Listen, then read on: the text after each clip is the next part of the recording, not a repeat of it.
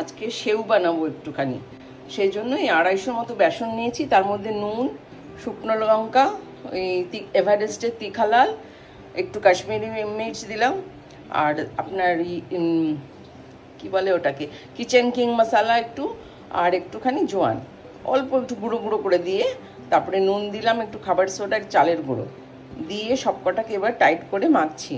নিজেই ভিডিও করছি তো সেই জন্য একটু অসুবিধা হচ্ছে এক হাতে।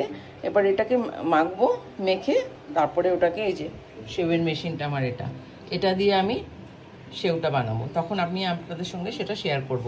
এখন এই মিক্সিংটাকে একটু জল দিয়ে দিয়ে ভালো করে মেখে মাখার পরে জিনিসটা এরকম হলো, খুব বেশি পাতলাও হবে না, খুব বেশি টাইটও হবে না, হ্যাঁ এরকম কনসিস্টেন্সি থাকবে, তাহলেই সেউটা ভালো হবে, মচমচেও হবে।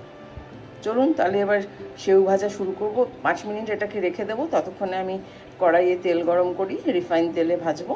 এবার আমি দেখুন এই সেউ বানাবার এই ঝাঁঝরিটা এটার ভেতরে ঢুকিয়ে দিলাম, এমনি প্রেস করে এটাকে ঢুকিয়ে দিলাম। তারপরে এই চাকতিটা ঢুকিয়ে দিয়ে তারপরে আমি এটাকে একটা স্পুন দিয়ে, নাহলে হাতে পুরো লেগে যায়, এই যে নিলাম একটা হাতা দিয়ে এমনি করে এটাকে ভেতরে ঢুকিয়ে দেবো।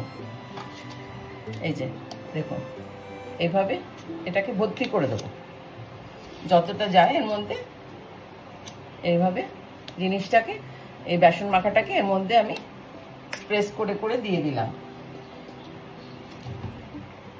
একদম দোকানের মতো হয়, কেউ বলতেই পারবে না যে এটা বাড়িতে হয়েছে। এরপরে যেটা উপরে যে হ্যান্ডেলটা, এটা আমি এর মধ্যে ঢোকাবো।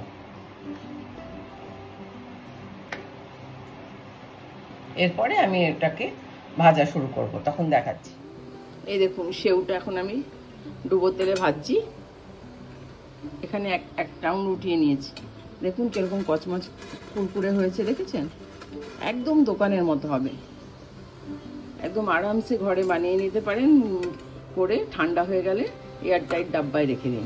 দেখেছেন কি সুন্দর রং, আর এরকম স্বাদও হবে, নিশ্চিন্তে খান, বাইরের কেনা তেলে, পোড়া তেলে ভাজা এসব খেতে হবে না। খুবই ভালো রেসিপিটা।